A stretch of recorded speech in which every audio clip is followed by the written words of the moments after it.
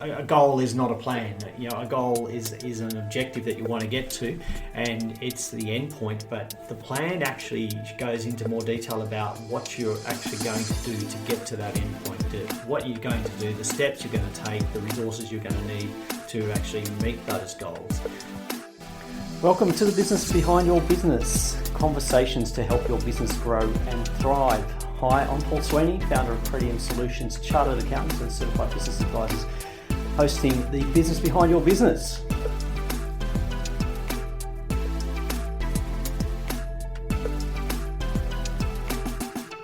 Welcome to the business behind your business, and we're going to be talking about business plans and why your business needs one. Today I've got Angela Stephen with me here, who's the Client Success Manager at Pretium Solutions. So welcome to the show, Angela. Thank you. So I was just wondering, why do businesses need to plan?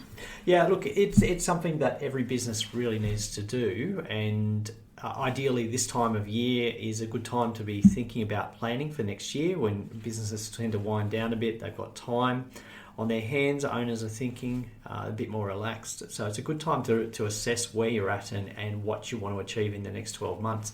So yeah, now's a good time, and it really is. Every business should be doing it. It's not purely for larger businesses with large numbers of employees. Every business, even just a single operator, should have a plan. So are business plans the same as business goals, with everyone's New Year's resolutions, that kind of thing? Is that the same? Well, I think goal setting is part of your planning process, but ideally, look, to be honest, a goal is not a plan. A goal is an objective that you want to get to, and it's the end point. But the plan actually goes into more detail about what you're actually going to do to get to that end point. What you're going to do, the steps you're going to take, the resources you're going to need to actually meet those goals. So the goal setting is part of it, and that's where a lot of people come unstuck, is because they only set a goal. They don't actually go to the next level and map out what they're going to do to actually achieve that goal. So what are the steps they're going to take? So and look, another reason why goals fail is that people don't actually do anything with them. They'll just come up with a goal, but they don't take any steps. They don't tell anybody about them, or they're not very specific. So it sounds like a business plan has a lot more detail in it. Yeah, certainly. Yeah. So the goal setting is a starting point. So we need to know where we're heading to. But the planning actually takes that a lot further and puts in place some specific actions we're going to take, some specific resources we're going to need, and then how we're going to actually make sure that the steps that we're taking are going to meet those goals. So is there like a step-by-step plan that you need to do if you're going to make up a business plan then, or is that basically like what you've been saying, that it's the detail behind it? Yeah, look, we can go very simple with our planning, or we can go very in-depth. So if we go back to the 90s and the 80s, a typical business plan was 60, 70 pages, and what happened was people put a lot of effort into documenting what they were going to do, and they never got around to doing it. Most business plans found a spot on somebody's bookshelf or propping up a computer monitor. So we can go to that extreme and spend a lot of effort to do nothing, but in simple terms, we can just make it as simple as possible. Write down, this is our goal, these are the steps we're going to take, and this is how we're going to do it. I'd like to take it a bit further by saying these are the overall goals that we need to achieve, and for each of those different parts of our business, these are the specific actions we're going to take. But not just the specific actions, who in the organisation is going to do them, what resources they are going to need, what are the dates that you want to actually achieve those things by, and how will you know you're successful? How are you going to monitor and say, well, okay, we put in a marketing campaign to try and drive new revenue, create new sales, create new customers. How many sales do we actually need? How many customers do we need? And what kind of conversion rate are we looking for? So if we're getting 1,000 people visit our website, how many of them are turning into actual paying customers? Drilling down on it so we can be very general and drill down further as we go. I think it doesn't have to be a complicated process, and I think that's where a lot of people fail to actually do this planning. They fail to start because they believe it's a complicated process. It can be as simple as just writing down, this is what our goal is, these are the steps we're going to take, and who's going to do it. Look, there are some tools around to help do that, and you can basically follow the bouncing balls and come up with a plan that has those questions answered, or forces you to answer those questions, and put some financial goals, specific targets in place for those. And look, we use in our business, we use the Mouse business planning and HR tools because they are designed for business owners, and they do have that instructional process in there.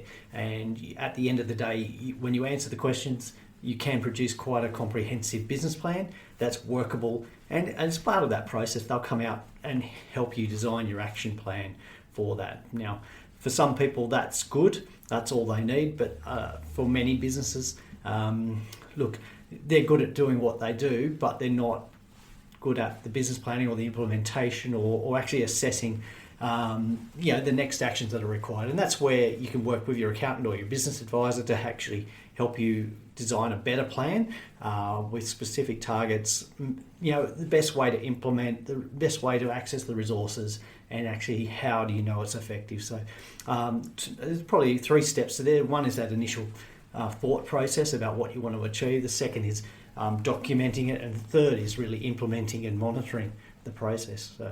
So it's got all those bits that end up in a measurement of it, so you can see that it was successful, basically. So So if you don't actually implement or measure, then really all you're left with is just a wish. So it's just a good idea or a nice idea. Yes, I'd like to raise my revenue, but at the end of the day, unless you commit to implementing, commit to steps, make actions, all you are left with is a goal. And the best way to make things happen is to actually implement. So the more specific you become about what your actions are going to be, the easier it is to implement, because you've got focus, you know exactly what you need to do and the time frame, and you're removing those barriers to make sure that you actually take the steps you need to do, that you're making sure they're working, and you not just end up 12 months' time coming up with the same goal and thinking, we really should have done that last year. So, Yeah, it sounds like a better action plan then.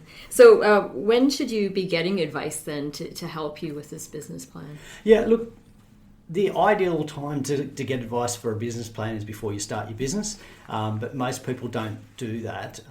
But every year you should be revisiting your plan. So now is a good time. If you haven't already got a plan in place, now's a good time to start doing it. If you've got a plan in place, now's a good time to review it, revisit it, assess whether it's working or whether you need to make changes. So if you don't have a plan, you should put one in place straight away.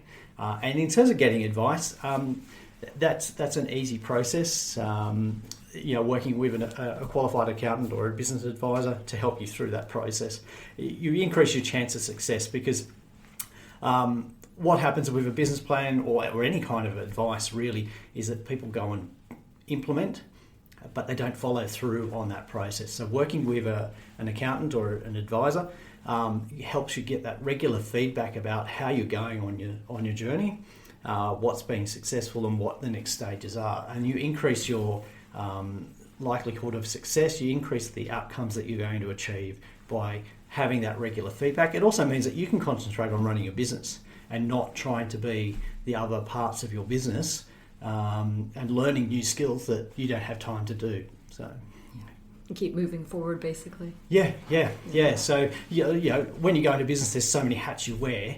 And often the accounting and advice and strategy side is not something that most business owners have naturally as they're part of their skill set. They're often good at a particular skill or trade or service or process, but they don't have the whole range. And that's where small business is at a disadvantage. And this is also where small business gets the most advantage from working with advisors. Yeah, having someone external. No, that sounds really good.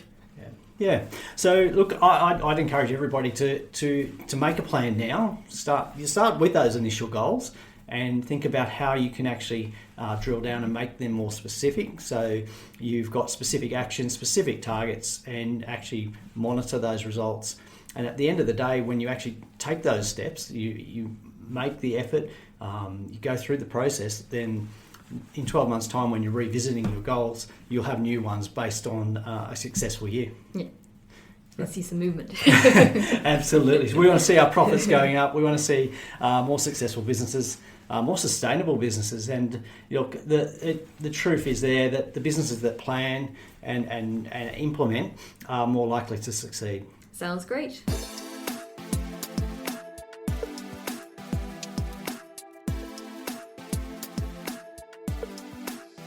Hey, thanks for listening. We were talking about the Mouse Small Business Planning and HR Pack, which is available for business owners. It's available for just $97 a month. In that module, there are access to 9 different tools that help your business. Not just the business planning module, but there are also policies, managers, performance reviews, HR, KPI dashboards, milestones and projects, and a whole lot of other tools that are really useful for business, because often we don't know where to start, and these guides, these tools actually help us go through the process, follow the steps that we need to, and not having to reinvent the process. So great value. I'd encourage you to have a look. The link's in the show notes, so please have a look for yourself, and then any questions you've got, please just drop us a line at podcast@thebusinessbehindyourbusiness.com.